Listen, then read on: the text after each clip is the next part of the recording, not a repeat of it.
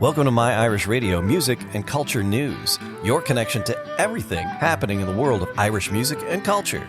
I'm Jamie Flanagan. Each episode will share the latest news from Ireland's vibrant music scene, from traditional and folk to rebel ballads, pub tunes, Celtic rock, and today's top Irish pop. We'll also bring you updates on festivals, cultural events, and people keeping Irish heritage alive around the world. And remember, My Irish Radio is more than just a station. It's your community, your soundtrack, your voice. You can listen 24/7 at myirishradio.com and through the links in the podcast description below. Here's the best part. You can be part of it. Host your very own show on My Irish Radio. Choose your playlist, share your stories, make My Irish Radio your Irish Radio. Let's get into what's happening this week in Irish music and culture. Today, we are focusing our lens on a very specific coordinate in space and time. We're zooming right in on the cultural heartbeat of Ireland right now, late January 2026. It's quite a moment to capture. It is. We've got this massive stack of sources here: music reviews, arts council announcements, cinema box office reports, and even some government mailers that literally landed on doormats this week. It's quite the eclectic mix. It really is. And we're going to try to piece together what life sounds like, looks like, and feels like on the Emerald Isle at this exact moment. And just looking at this stack, it feels like a bit of a roller coaster. Well, it is a fascinating mosaic to put together. I mean, usually when we look at a country's culture, we do it in retrospect. Right. You look back at a decade with hindsight. Exactly. But doing it in real time, taking the snapshot of January 2026, it reveals this incredible tension that you might otherwise miss. A tension between what exactly? Between preservation and progress. You can see it everywhere in these sources. On one hand, Ireland is projecting itself outward with, real confidence funding international tours, producing slick films about its modern history. Embracing pop stardom. Right. But on the other hand, there's this deep, almost gravitational pull, inward looking back at heritage, dealing with the loss of the old guard, and trying to hold on to things before they disappear. It's like a culture trying to decide what to keep in the attic and what to put in the shop window. That is the perfect way to describe it. And let's be honest, we have quite the range of topics to cover today to prove that point. I mean, we're going to talk about everything from a massive football controversy from 2002 that is somehow dominating cinemas again. 24 years later, it's a psychological deep dive in itself. Why are we still talking about Saipan? Exactly. We'll get to that. But we're going all the way from that to emergency preparedness booklets landing on doorsteps, which is a bit of a reality check. And we've got the Grammys of Ireland, the Choice Music Prize, and some bittersweet goodbyes to iconic venues. So let's unpack this. So let's dive in. I want to start with the sound of 2026. If you walked into a pub or turned on the radio in Dublin or Cork right now, what are you hearing? Because the headlines are just dominated by the RT Choice Music Prize. This is the big one. And for listeners who don't follow the Irish scene that closely, the Choice Prize is a different beast. It's the barometer for what's considered good in Irish music. It's not about sales or TikTok followers. It's about artistic merit. It's modeled more on the Mercury Prize in the UK, isn't it? Exactly. It's judged by a panel of critics and industry experts, and the shortlists for 2025, which were just announced, are, well, they're incredibly telling. We have the shortlist for Irish Album of the Year and Breakthrough Artist, and looking through the notes, two names keep popping up: CMAT and Amble. Right. And these two acts really illustrate that tension we were talking about. CMAT is a perfect example of that modern Irish confidence. She's been building this global sort of country pop superstar persona. She's everywhere. She is. And what she does is so clever. It's tongue-in-cheek, it's high camp, but the music is brilliant. She takes the country trope, which is huge in rural Ireland, and she subverts it. Turns it into this glitzy modern thing. Yeah. It's Ireland laughing with itself on the world stage. And then on the other side of the ring, you have Amble. Amble represents a different surge, a more folk-rooted one. If CMAT is the glitzy night out in London, Amble is the session in a warm pub in the west of Ireland. It's grounded, acoustic storytelling. And the fact that both of these are frontrunners shows the sound of Ireland isn't just one thing. Not at all. It contains multitudes, and the anticipation is building because the winner won't be announced until March, so right now it's all just speculation. But it's not just about the new kids on the block, is it? There's a very interesting supergroup situation happening in the notes here. Oh, this is fascinating for anyone who remembers the Irish indie scene of the 2000s. We're talking about a project called Pilgrims. The Pilgrims? Sounds a bit serious. It does, doesn't it? But the pedigree is serious. This is a reunion and collaboration between Paul Noonan of Bell X1 and Brian Crosby. Okay, that is a big deal. For our listeners, Bell X1 is basically royalty in the Irish indie world. Absolute royalty. They were the soundtrack to a generation. Brian Crosby was a founding member who left, and Paul Noonan is the front man. So seeing them come together now is significant. Because it's not just a reunion tour to play the hits. Precisely. It's a new project, a new name. It signals they're not just resting on their legacy, they're creating something new from established parts. It's very promising. And speaking of legacy acts trying new things, Aslan. Yes. This stood out to me as a particularly brave move. Or maybe risky. Aslan is just woven into the DNA of Dublin. But they lost their iconic frontman, Christy Dignam, recently. And now they've introduced a new singer. Which is always a perilous journey for a beloved band. It's a high-wire act. You're trying to honor these songs that people have lived their lives to. But you're inevitably changing the sonic signature of the band. It's the Queen without Freddie Mercury dilemma. It is. But it shows resilience. They believe the songs are bigger than just one person. It'll be interesting to see if the public accepts it. And while the legends are reconfiguring, the working musicians are just grinding.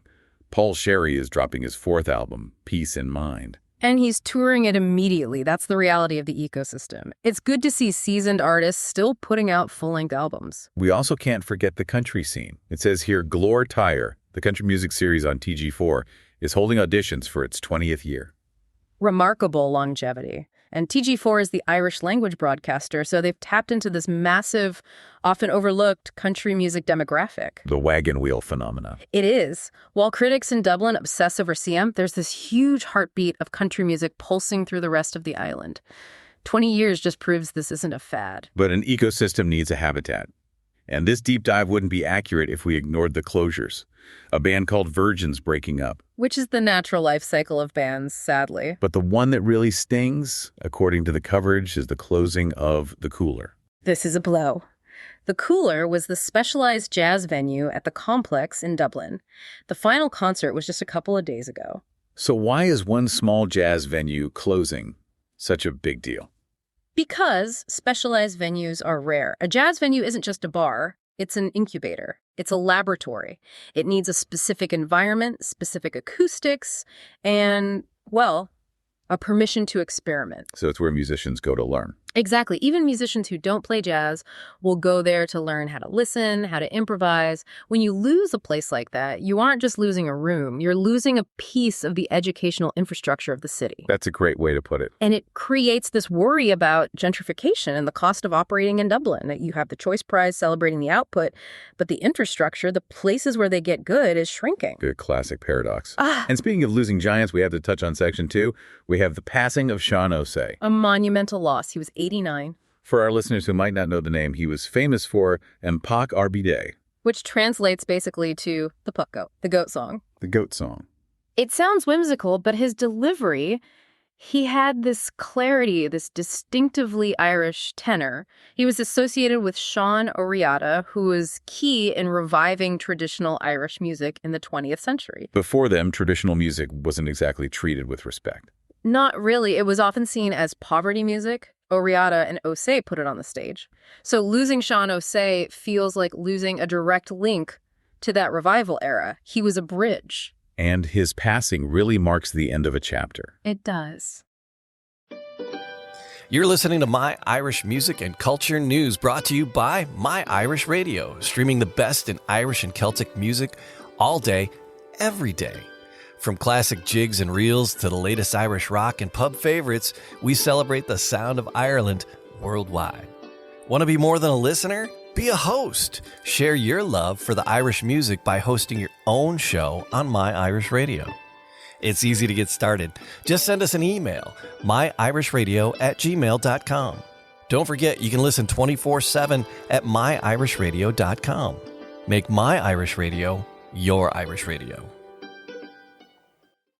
I saw a note here about Arte's culture section featuring 100 buildings and a lyric feature on Constance Connie Smith. The forgotten Hollywood star. I love stories like this. Me too. It's part of this wave of rediscovery. Ireland is very good at digging up its past and saying, hey, look at this person who went off to Hollywood in the 50s. It's about claiming ownership of that success. And then you have the new stamp. The stamp celebrating 100 years of broadcasting. It's this very time. It is. Broadcasting shaped the nation. From early radio to the television era, it created a shared conversation. Putting it on a stamp validates that history. Speaking of shared conversations, or maybe shared arguments, let's move to Section 3, visual culture. Because one film is absolutely dominating the conversation in January 2026, Saipan. Just the word saipan triggers a visceral reaction in most Irish people over the age of 35. I find this so fascinating. The film is about the 2002 World Cup, but it's not about a match. No. It's about a training camp, specifically the incident. The incidents. It was basically a civil war. For the uninitiated, Roy Keane, the Manchester United captain, Ireland's best player, leaves the World Cup squad after a massive bust-up with the manager, Mick McCarthy. And this wasn't just sports news. Oh, God, no. It was on the front page of every paper. It split families. I am not exaggerating. You were either Team Roy for standards, excellence, or you were Team Mick for pragmatism, getting along. And now, 24 years later, it's a major cinema release drawing huge crowds. Huge crowd. Why? Why revisit a sports argument from 2.5 decades ago? Yeah. Is it just nostalgia? It's more than that. I think Ireland loves to process its collective traumas through art, eventually. We've had films about the War of Independence, the Troubles. Now we're processing the Celtic Tiger era through this lens. It's almost like a Greek tragedy in tracksuits. It is. It's a morality play. It raises questions about authority, success. And I think people go to see it because they want to understand it with hindsight. Maybe see if they still pick the same side they did in 2002. It really shows how sports are just as much a part of the cultural fabric as anything else. Absolutely. Okay, from the drama of the World Cup to the drama of sequins, we have a crossover star in the news, Caitlin Cummins. The 2026 Rose of Tralee. And the news is that she has joined the cast of RK's Dancing with the Stars. This is a very interesting intersection of traditions. The Rose of Tralee is a massive institution. It's a festival, but not exactly a beauty pageant. It's often viewed as quite conservative. A lovely girls thing. Exactly. And Dancing with the Stars is modern, glitzy reality TV. So putting the Rose on the dance floor feels like a very strategic move. It is. It humanizes her. It takes her out of the sash and puts her in the salsa dress. It bridges the gap between the older generation who watch the Rose of Tralee and the younger generation who want reality TV drama. It keeps the Rose brand relevant. It's the blending of old pageantry with new celebrity culture. Exactly. So we've looked at the art, the music, the films, but now we need to look at the machinery behind it. Section 4 brings us to the money. The nuts and bolts. Minister Patrick O'Donovan has announced over €1.1 million in funding via Culture Ireland. That is a headline figure that grabs attention. And where is it going? It's going to 129 international projects. That's the key detail. This isn't money for local community halls. This is money to send Irish art out into the world. So it's an export strategy. 100%. This is soft power in action. Ireland punches way above its weight culturally. By funding these tours, the government is essentially saying art culture is our braid marketing tool. It's branding. It is. When an Irish band plays in Berlin, that sells brand Ireland better than any billboard. It creates an emotional connection. It makes people want to visit, want to engage. But the support isn't just for the art. It's for the people. This next story, it broadens the definition of Irish culture. A new dementia care center opening in Birmingham, in the UK. Yes, specifically designed to support the Irish community living there. Why is that considered cultural news in this stack? Because it acknowledges that Ireland doesn't stop at the coastline. The Irish diaspora in the UK is massive, and it's aging. Many emigrated in the 50s and 60s. The builders of Britain generation. Exactly. And now, as they face dementia, connecting with their culture becomes a medical necessity. How so? Well, with dementia, often the short-term memory goes, but the long-term memory remains. So hearing music from their youth, speaking to people who understand their accent, eating familiar food, this is a form of care. It grounds them. It shows that cultural identity is a lifeline. A lifeline, especially when you are vulnerable. It's a beautiful, if poignant, development. It reinforces that culture isn't just entertainment, it's an anchor. It is. It's about belonging. Now, we did promise at the top of the show that we would ground this in reality. And nothing grounds you quite like the government mailing you an emergency preparedness booklet. Dryly, yes. This is the stark contrast. The sources mention a new urgent nationwide emergency preparation booklet is being issued to all households. It's sitting on the doormat right next to the flyer for the jazz festival or the listing for Saipan. It's a bit jarring, isn't it? We're discussing indie rock reunions and glitzy jazz shows, and the state is telling citizens, here is what to do if the grid goes down. It is deeply jarring, but it's reflective of the times. We live in a volatile world, and in a way, it frames all the culture we've been discussing in a different light. How do you mean? It makes the escapism of Saipan or the joy of a concert feel much more necessary. If the world is scary enough that we need emergency booklets, then we desperately need the things that bring us together. So it's not just a distraction. No, it's a coping mechanism. We need the shared experience of a film. Yeah. We need to argue about football because it's better than arguing about survival. It reminds us there's a life worth living, not just a life to be preserved. So let's bring this all together. We've taken a whirlwind tour of January 2026. We have indeed. We've seen the highs, the excitement of the Choice Music Prize, the 1.1 million euro pumping into the arts. We've seen ambitious reunions like Pilgrims and the resilience of Aslan. And the inevitable lows. The loss of Seán Ó Sé, a voice of the nation. The closure of the cooler, a warning sign for the grassroots scene. And we've seen how the past is never really past, whether it's 100-year-old stamps or a football match from 2002 that just won't die. That's the mission we talked about. The snapshot shows a country that is deeply valuing its history, obsessing over it, even while aggressively pushing for the future. That's a balancing act. It is. And it's all happening against a backdrop of real-world anxiety, represented by that booklet in the hallway. Which brings us to a final thought for you, the listener, to chew on. We often hear people ask, why do we spend money on the arts? Why does the government give $1.1 million to theater when there are so many other problems? Especially when they're mailing out emergency guides. Exactly. But looking at this snapshot of January 2026, maybe the answer is right there in the contrast. The emergency booklets are there to help us survive, but the culture, the music, the films, the stories, the community centers, that is the reason we want to survive. I think that is the perfect place to leave it. The booklets keep us safe, but the bands keep us sane. Couldn't have said it better. We'll catch you next time. Slim. Bye for now.